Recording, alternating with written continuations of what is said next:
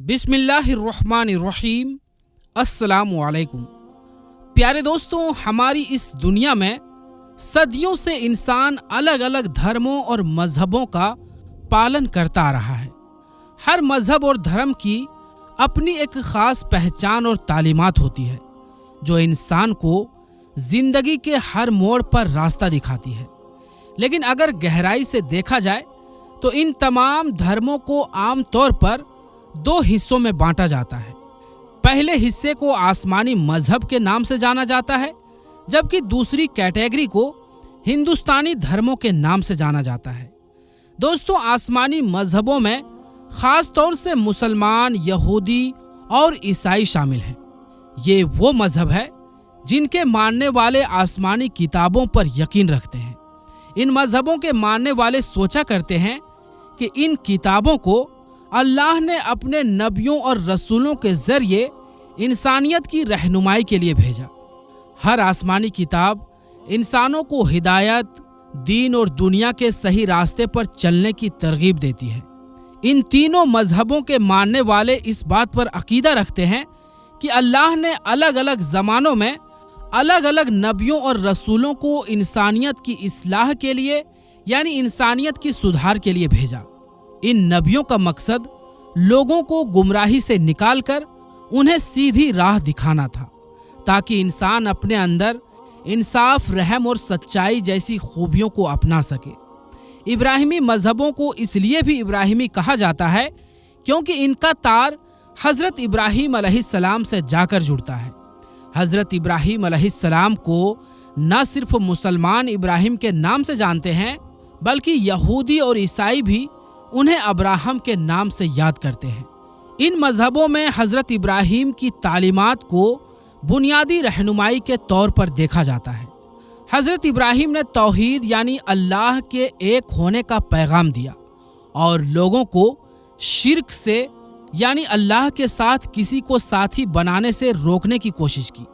इसी वजह से इन मजहबों का मानना है कि हजरत इब्राहिम अलैहिस्सलाम अल्लाह के सबसे बड़े नबियों में से एक थे, जिनकी तालीमात आज भी इन तीनों मजहबों की बुनियाद में शामिल है। वहीं दूसरी तरफ हिंदुस्तानी धर्मों की बात करें तो इन्हें खास तौर से हिंदू धर्म यानी हिंदुइज्म, सिख धर्म यानी सिखिज्म, जैन धर्म यानी जैनिज्म और बौद्ध धर्म यानी बुद्धिज्म शामिल हैं। इन धर्मों को हिंदुस्तानी धर्म इसलिए कहा जाता है क्योंकि इतिहास के हिसाब से इनका रिश्ता सीधे हिंदुस्तान की सरजमीन से जुड़ता है। इन धर्मों का विकास और फैलाव भारत की पवित्र धरती पर हुआ था और ये धर्म भारतीय कल्चर और धार्मिक परंपराओं का खास हिस्सा है। इन धर्मों के मानने वाले अपने अपने धार्मिक ग्रंथों और मान्यताओं को लेकर भारत की धर्मों के अंतर को दर्शाते हैं। हिंदू धर्म, सिख धर्म, जैन धर्म और बौद्ध धर्म की बुनियाद भारतीय इतिहास, संस्कृति और सामाजिक व्यवस्था पर जुड़ा है। इसलिए इन धर्मों को हिंदुस्तानी धर्मों की कैटेगरी में रखा जाता है, जो भारत की अमीर संस्कृति और धार्मिक विरासत को दिखाते हैं। मगर दोस्तों, अगर आप लोग इस्लाम की सबसे मुक़द्दस किताब यानी कुरान को गौर से पढ़ेंगे तो आपको ये हकीकत मालूम होगी कि हज़रत मोहम्मद मुस्तफ़ा सल्लल्लाहु अलैहि वसल्लम इस्लाम के आखिरी नबी हैं, यानी उनके बाद अब कोई और नबी या रसूल नहीं आएगा। और जब नबी और रसूल नहीं आएंगे तो यकीनन कोई नई आसमानी किताब भी नहीं नाजिल होगी, यानी नहीं उतारी जाएगी। लेकिन हाँ, हज़रत मोहम्मद मुस्तफ़ा सल्लल्लाहु अलैहि वसल्लम से पहले बहुत सारे नबी और रसूल दुनिया में भेजे गए हैं, जिनमें से बहुत से नबियों पर ईसाई और यहूदी भी यकीन रखते हैं।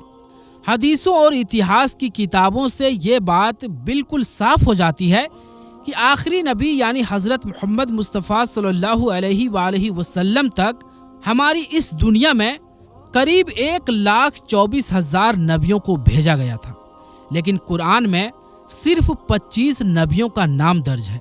इसके अलावा अगर हम तमाम हदीस की किताबों और तारीखी किताबों को यानी इतिहास की किताबों को भी मद्देनजर रखें, साथ ही यहूदी और ईसाई किताबों की भी मदद ले लें, तो ज्यादा से ज्यादा हम 100 नबियों के नामों को ही जमा कर सकते हैं। यानी हम तफसील के साथ 100 से ज्यादा नबियों के बारे में नहीं जान सकते।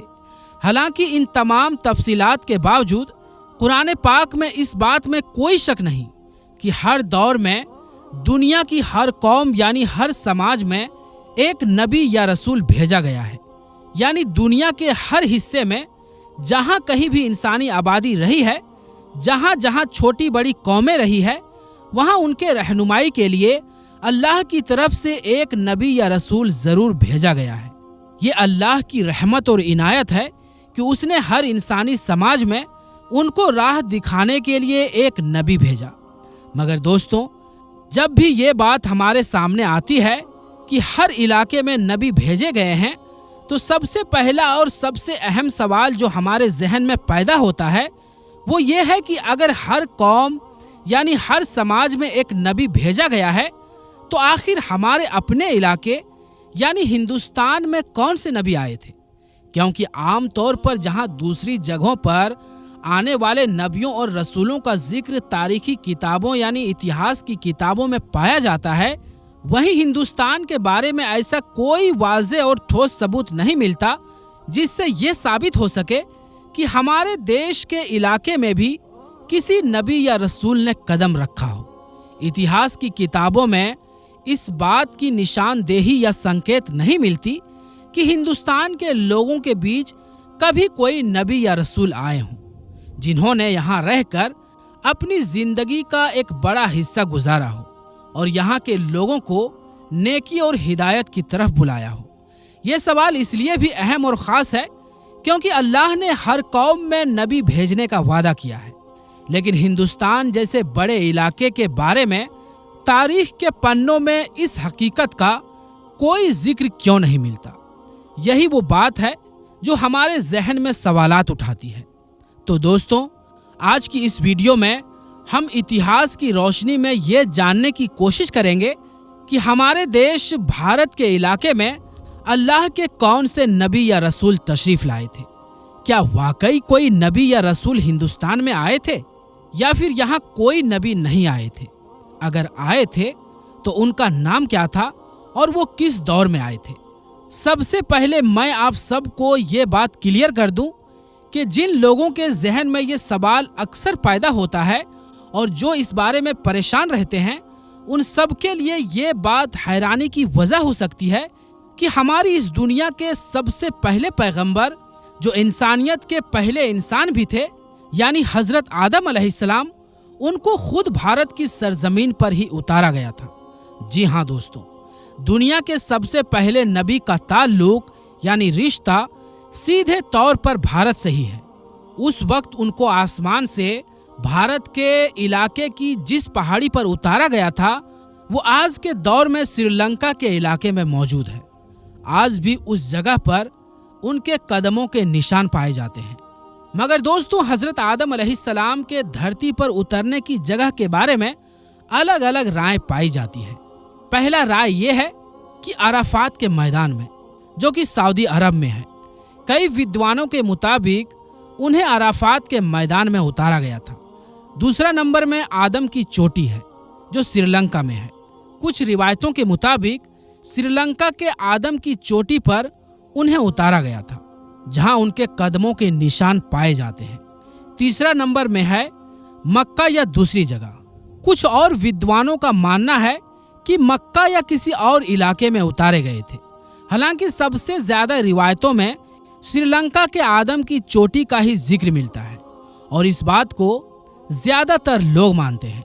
यानी श्रीलंका के आदम की चोटी के बारे में कई लोगों और अलग अलग रिवाज में ये माना जाता है कि हजरत आदम अलैहिस्सलाम को वहां उतारा गया था और ये राय सबसे ज्यादा प्रचलित है। इसके अलावा हजरत आदम अलैहिस्सलाम का जो लफ्ज यानी शब्द है, वो ना तो अरबी जबान का है और ना ही फारसी जबान का है, बल्कि वो संस्कृत जबान का लफ्ज है। संस्कृत जो कि हिंदुस्तान की ऐतिहासिक और कदीम यानी प्राचीन जबान मानी जाती है।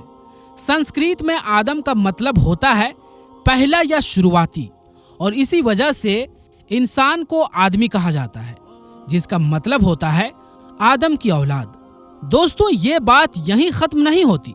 अगर आप गौर से देखें तो आपको ये बात भी नजर आएगी कि जिस तरह के वाकयात इब्राहिमी मजहबों में मिलते हैं, मसलन ईसाई, यहूदी और मुसलमानों की किताबों में नबियों और रसूलों से जुड़े जो तज़किरे हैं, बिल्कुल उसी तरह की बातें हमें कुछ हिंदुओं की पुरानी किताबों में भी नजर आती है। हजरत आदम अलैहिस्सलाम और उनकी बीवी हजरत हव्वा से जुड़ा जो वाकया हम मुसलमानों की किताबों में पढ़ते हैं, वही वाकया हिंदुओं की किताबों में भी मौजूद है। फर्क सिर्फ नामों का है। हिंदुओं की किताबों में इन्हीं किरदारों को स्वयं भू, मनु और शतरूपा के नाम से जाना जाता है। दोस्तों, बात यहीं खत्म नहीं होती। मिसाल के तौर पर भारत और श्रीलंका के बीच में मौजूद इस पुल को ही ले लीजिए।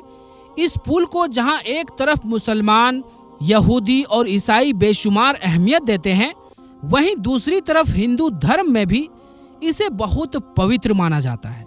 हिंदू इसे राम सेतु के नाम से जानते हैं और उनके मुताबिक यही वो पुल है जिसकी मदद से उनके भगवान श्री राम ने लंका में दाखिल होकर अपनी बीवी सीता को रावण से आजाद कराया था। दूसरी तरफ ईसाई, मुसलमान और यहूदी इसे आदम पुल यानी एडम्स ब्रिज के नाम से जानते हैं। उनके अनुसार यही वो पुल है जिसकी मदद से हजरत आदम अलैहिस्सलाम ने श्रीलंका से भारत में कदम रखा था। यानी कि ये पुल न सिर्फ हिंदू धर्म में बल्कि इब्राहिमी मज़ाहिब, इस्लाम, यहूदियत और ईसाइयत में भी एक अहम रिवायत का हिस्सा है। इस तरह ये पुल इब्राहिमी मज़ाहिब और हिंदू धर्म के बीच एक अहम कड़ी के तौर पर पाया जाता है, जो दोनों मजहबों के मानने वालों में एक तरह से कॉमन चीज है। दोस्तों, इन तमाम बातों से अलग जो सबसे ज्यादा हैरान कर देने वाली चीज है, वो हजरत नूह अलैहिस्सलाम का इतिहास है। क्योंकि अक्सर जब तारीख के माहिर लोग इस टॉपिक पर रिसर्च करते हैं तो उनकी लिखावट भी हजरत नूह अलैहिस्सलाम पर जाकर ठहर जाती है। वो भी इस नतीजे पर पहुंचने पर मजबूर हो जाते हैं कि हो ना हो हजरत नूह अलैहिस्सलाम का हिंदुस्तान से कोई गहरा ताल्लुक है। दोस्तों, आपको जानकर हैरत होगी कि वो हजरत नूह अलैहिस्सलाम जिनको मुसलमान, ईसाई और यहूदी पैगंबर मानते हैं और जिनके दौर में दुनिया का सबसे बड़ा तूफान आया था, उसका वाकया तीनों मज़ाहिब की किताबों में मौजूद है। इस वाकये के मुताबिक जब अल्लाह ने उन्हें तूफान के बारे में पहले ही चेतावनी दे दिया तो उन्हें एक बड़ी कश्ती बनाने का हुक्म हुआ, जिसमें कुछ लोग और जानवर सवार होकर इस आफत से बच गए थे। यही वाकया हिंदू धर्म की मुकद्दस किताबों में भी मिलता है, मगर वहां इस शख्सियत को मनु कहा गया है। हिंदू किताबों में मनु के बारे में यही जानकारी दी गई है कि उन्होंने भी एक बड़े सैलाब से बचने के लिए एक कश्ती बनाई थी और उसमें बैठकर अपने आप को और कुछ दूसरे लोगों को बचाया था। दोस्तों, एक और दिलचस्प बात यह है कि संस्कृत जबान में भी नूह का मतलब कश्ती वाला या बोट वाला होता है। ठीक उसी तरह जिस तरह अरबी जबान में भी नूह का मतलब कश्ती वाला होता है। इस तरह के वाकयात इब्राहिमी मज़ाहिब और हिंदू धर्म के बीच एक कॉमन पॉइंट बनाते हैं, जो साबित करता है कि हजरत नूह अलैहिस्सलाम और मनु दरअसल एक ही शख्सियत हो सकते हैं, जिनकी कहानियां अलग अलग रिवायतों में भी अलग अलग नामों से मौजूद है। और दोस्तों, यही वो तमाम चीजें हैं जो तारीख दानों यानी इतिहासकारों को इस बात को सोचने पर मजबूर करती है कि कहीं न कहीं पैगंबर हजरत नूह अलैहिस्सलाम का हिंदुस्तान की सरजमीन के साथ कोई गहरा ताल्लुक जरूर है।